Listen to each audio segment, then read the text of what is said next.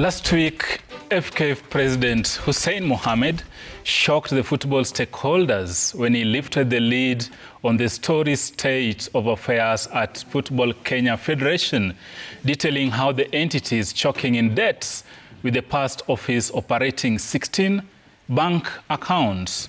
We detail that on the scoreboard and also look in detail Coach Beldin Odemba's squad. Not forget the new sheriff in town at Gor Mahia, Croatian coach Sinisa Mihic. In the quickfire segment, we talk to World Athletics President Lord Sebastian Coe. You don't want to miss that. While Swila's Short will tell you why Gor Mahia members need to lean its executive. Welcome to Sporty Monday. My name is Isaac Swila Tijan, but first, let's cross to the scoreboard where Ziti Jimoi is on standby. As Swila has already said, we will be here telling you what happened during the transition committee and the key points that have been brought forward for us to discuss. And then something else, of course, we will look at, again, the teams, how the FKF Premier League is going, because, again, you know, Gor Mahia are top three, of course, Kenya Police and, of course, Tusker. They are there, Apo Jew. And then something else we'll have to see as the end of it, who is going to be, of course, the CEO of the FKF now. So back to you, Sila. Thank you, Zita Jimoi there. She's telling you about Gor Mahia, but not talking about Mara Sugar, the new kid on the block. And of course, that's one of the teams that's going to make conversations. And of course, before we get into the integrity, to the question of the day, today we are speaking to the Kogalo Nation and we are asking you, what is your expectation of the new Gor Mahia head coach? What is your expectation of the new Gor Mahia head coach? SMS line to 2422. You can also engage us on social media at Citizen TV Kenya, at Isaac Swila, at Zita Jimoy, at Steve Chitera. We'll be sampling your feedback during the tail end of the program. Hashtag Sporty Monday. Let's keep the conversation going. And of course, to our top story, ladies and gentlemen, at least the panel is balanced today. We have two ladies and two gentlemen. Festus, hujambo, welcome to the program. Thank you. I think this is my second appearance on Sporty Monday, but my first in 2025. So I'm expecting to have more this year. So happy New Year. Happy New Year. Of course, let's begin in Egypt, where we had our two hockey clubs competing in African Club Championships, but we didn't do, I would say, lukewarm performance, not horrible performance, but we just fell agonizingly short of earning a podium place finisher.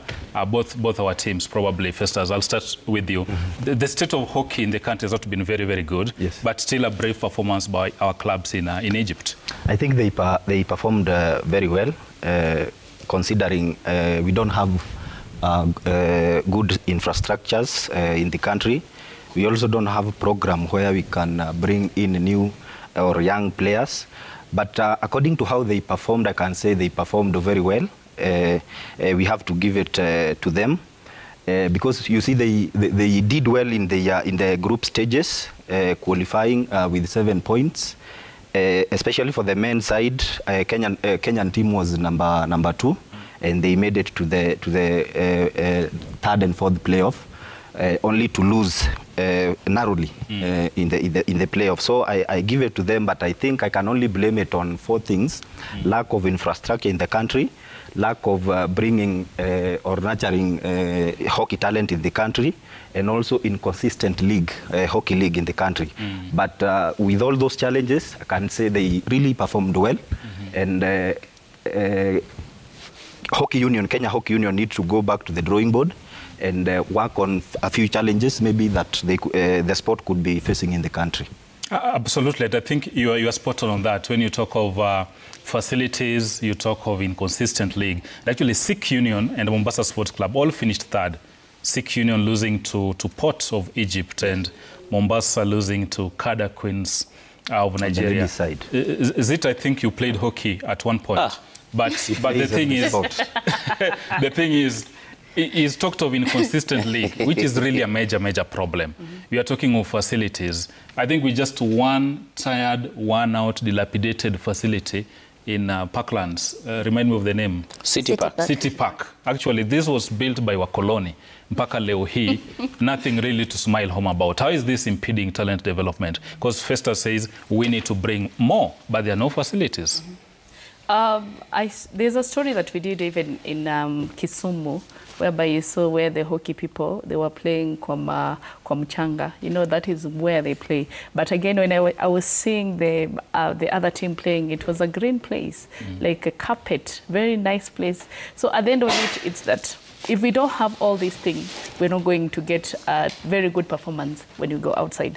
Because at the end of it, we have to have all these facilities across the country if we want to come up and if we want to develop what the talents. It doesn't have to be only hockey, even golf. Talk about golf, even about even football that we're talking about, even rugby. You know, we don't have facility to all these things, and that is why even if someone has a talent, ajui anaenda kutrain wapi, unaelewa? Ajui ataki huko nyumbani, where is the facility for training? Squeeze, what people used to know that golf is the sports for rich people, because wanaona wakiingia hapo it's very green, unajua uwezi hata toa viatu, unaelewa? So at the end of it, if we don't have facilities, we are not going to perform in the international platform. And Shtera, the interesting thing, this championship year in, year out, it's usually hosted in North Africa, and Egypt actually have been perennial hosts. And you look at years back, teams like Police, Wazalendo, they've gone there and really pushed really hard. But now look at the leadership of KRU. The federation leadership has been there for so long. Nothing is changing. There's the aspect of Sports Act 2013, which says officials must not serve for more than 2 terms. We have officials who have outlived that, but nothing is changing. Right now, the conversation in the country, hockey risks actually going the cricket way. And as it was said, right now, golf is even getting more prominence than hockey, which actually was a common man's game. I think former CS Sports, Amina Mohammed, tried to put up something to try and resuscitate hockey in 2020 when we had COVID.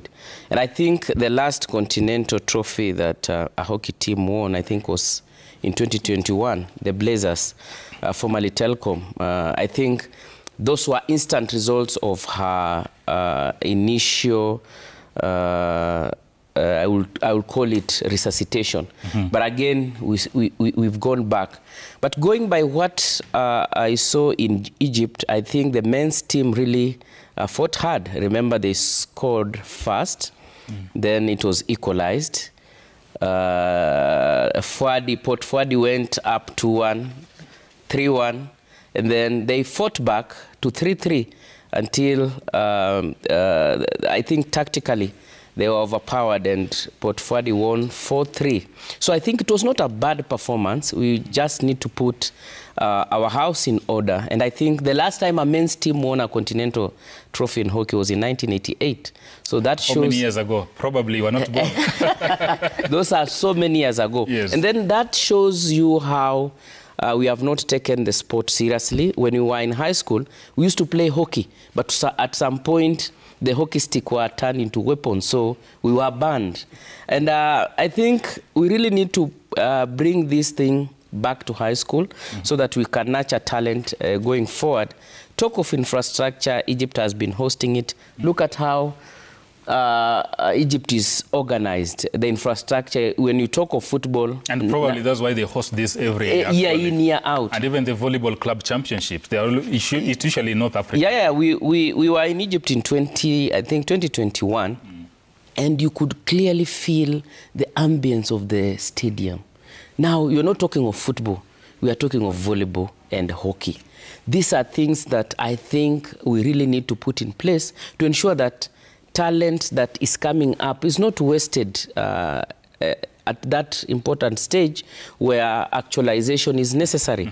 And if we talk of hockey, look at the teams now that are representing Kenya. Yeah, actually, Mombasa. It has moved from City Park to Mombasa. And actually, when I was... Yeah, Mombasa is actually making their debut in this competition. Mombasa Sports Union. Sports Club. What do you make of that? And is this something new, something good for the game? I'd say it's always good to have new kids on the block each time because it shows that talent is growing. However, the fact that even on the men's side, we have Western Jaguars who only came into the scene in 2018. They were almost relegated at some point, then they started rising, and they have had this consistent performance in the usual seasons that they do play the league and all that. But then the fact that we still have that the entire sport is still mad with, they don't have facilities for playing. We have seen fights infighting in the Kenya Hockey Union. I happen to have been privy to one of the issues that they were having because they consulted on how they should have complied with the Sports Act. Yet you come to realize that even most of the problems that they are facing are really structural. If you take away the infrastructure and the talent nurturing, there are things that can simply be solved by having the right people in office, having people just comply with the law as it should be, so that when we are talking about how long should you be in office, avoid these conflicts, avoid these feuds, the divisions that you're finding, then it will help nurture that talent at the grassroots, because the problems that they are facing basically is because somebody has failed to hold elections, to having the right people, to having the voices of everyone represented, feel like they actually are in the game. Because yes, that may not look like the problem with them playing, but then it counts to the point of how are you organizing your leagues at the grassroots?